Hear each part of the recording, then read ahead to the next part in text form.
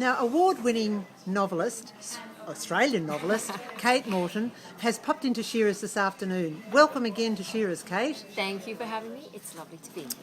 Now, your new book is absolutely wonderful. The Secret you. Keeper, it's got a jacket you just want to look at and then open, and once you read the first couple of pages you are hooked. Oh, I'm glad.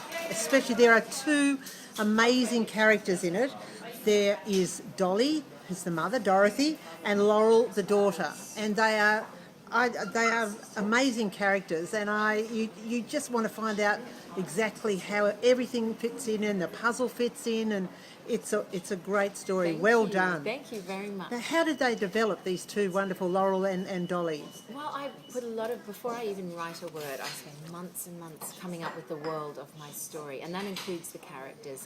And I don't begin until I've got a very, very strong sense of them. And Laurel was the first character I had. You know, we meet her when she's 16 in 1961, and sitting up the top of her childhood treehouse, and she, on this beautiful sunny day, looks through the window, and before the day's out, witnesses something shocking that involves her mother, Dorothy.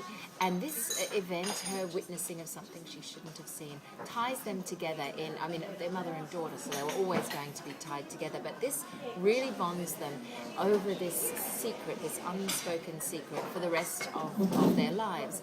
And the rest of the book really is taken up with the unraveling of that secret. And it becomes such an important thing between them that Laurel must unravel the secret in order to really come back to a place of complete comfort with her mother. Yeah, well, and that scene too is showing the reader that what a wonderful actress she is, because she does act, doesn't she? She does, and she has to go on, keeping this secret for the rest of her life, and that's sort of her best acting job of all. Yes, it really is. Now, how much research did you do? Because there must have been a great deal, because you start in the just before the war, during the war, before the war, and then in 2011.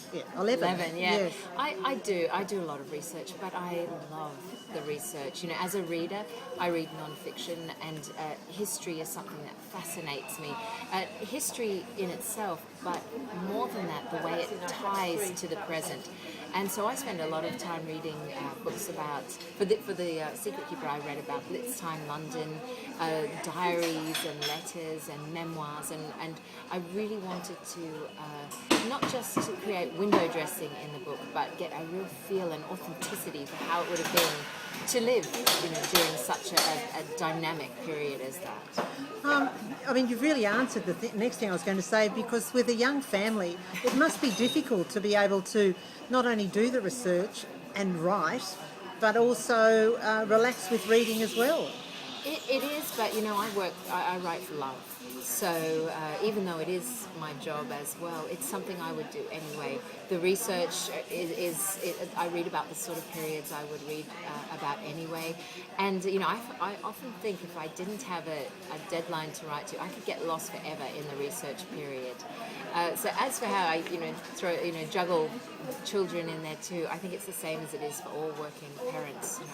Yes. I somehow manage to keep all the balls in the air without dropping the Well, important ones. if you have to do it, you do it. Of course you do. Afterwards, sometimes you don't know how you did it, but you do it, don't you? That's it. There are always extra minutes and hours in the day at either end. You don't always feel like fronting up to the desk, but you do what you have to.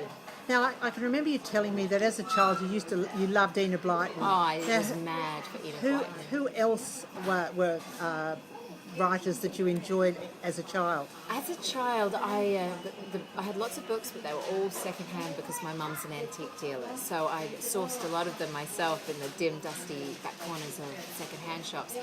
So Enid Blyton was my first love, but when I couldn't find her, Trixie Belden was my next favourite. Yes. So I had a pretty good collection. And I remember very vividly that one of her brothers, I think his name was Mart, was obsessed with the dictionary and used to learn these really, really long words, and I found that incredibly impressive.